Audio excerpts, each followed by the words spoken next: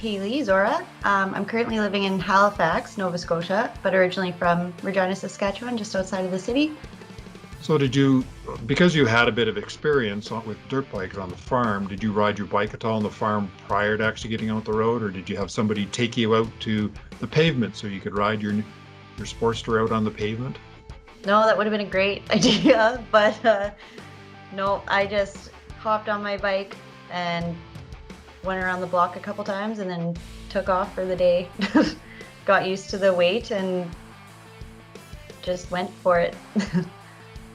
So thinking about taking trainings and what you learned in training, were there any aha moments when you first got out on the road? Oh yeah, they taught me this and I should be. Blocking positions were really important. They all of a sudden made sense. So once you're in traffic and not so much just doing it on the closed course, I knew exactly why we were doing them. And then you could see it in action, why you're moving over here so no one can get in your space. And it's why blocking positions are so safe. So that was a really big aha moment. And then also the slow speed when I was trying to park somewhere that I didn't necessarily have a whole bunch of room, that clicked in really fast too, about why we learned that.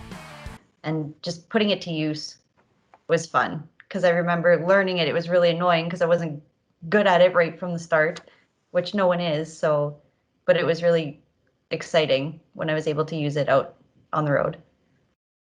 How was your first motorcycle highway ride?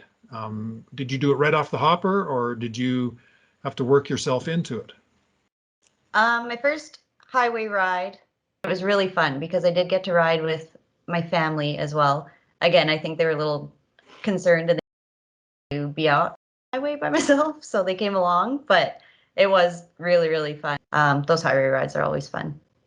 So really taking you back then, you came off the gravel road, you pulled out onto the highway. That was probably the first time that you actually got higher speeds. Was that intimidating at all? Or did you keep your speed down for that first little bit? I stayed within the speed limit for sure, but the higher speeds are almost feel more comfortable to me than the city riding sometimes, because you can kind of not set it and forget it, but you're going a nice constant speed and you can see, especially in Saskatchewan, you can see all the things coming at you for quite a ways. So I felt a little better on highways, to be honest, and than I did in downtown Regina. Yeah, because I can remember my first highway ride and looking down at my feet, which is probably not a great thing to do at highway speeds, and thinking, boy, the ground is only a foot away from my feet and it's going by really quick. Let's talk about the first time you ever hit inclement weather.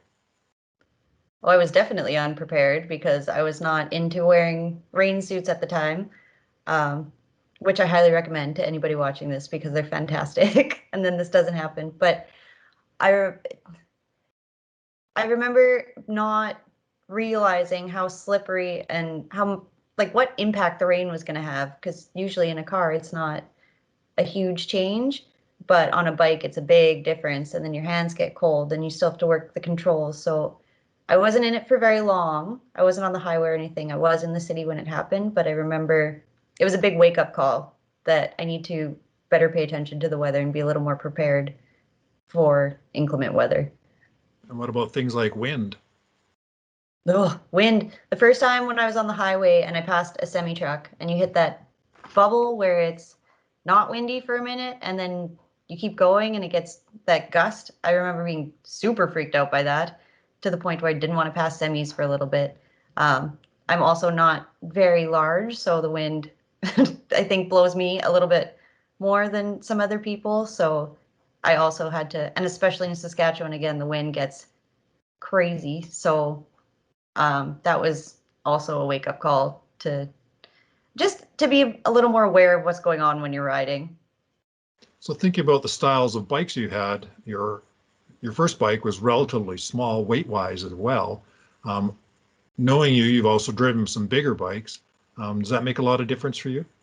My Sportster, I think, was better in the wind than my V-Rod was for sure, because I had a windshield and it was lighter than my other one, but it was just weighted differently, I think. So I didn't find that my Sportster was that bad in the wind. But my V-Rod, I remember,